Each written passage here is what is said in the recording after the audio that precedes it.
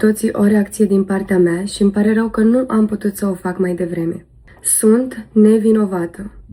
Vreau să declar că nu am absolut nicio legătură cu acel sicriu despre care se vorbește.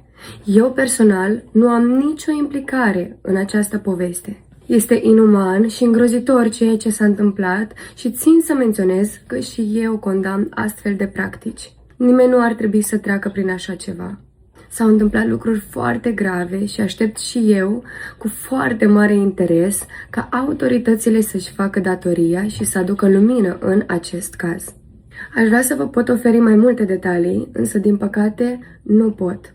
Deoarece până în prezent au avut de suferit multe persoane și există riscul să fie afectați și mai mulți. Numele meu este parte dintr-o anchetă în derulare, la care particip cu toată bunăvoința și cu tot interesul pentru a se face dreptate.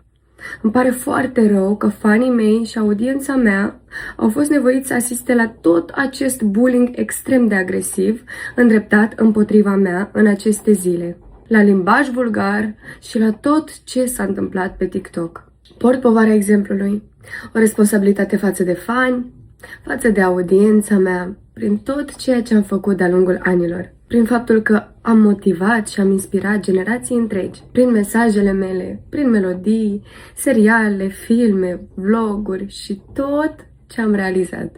Și am făcut doar lucruri frumoase și bune. O muncă asiduă fără să exagerez. 10 ani de muncă. 10. De aceea sunt Iuliana Beregoi. Deci port responsabilitatea exemplului.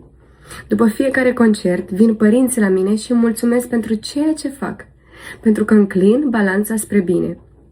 Nu sunt perfectă și nici nu trebuie să fiu, însă nu merit să fiu catalogată în fel și chip înainte de a se afla adevărul.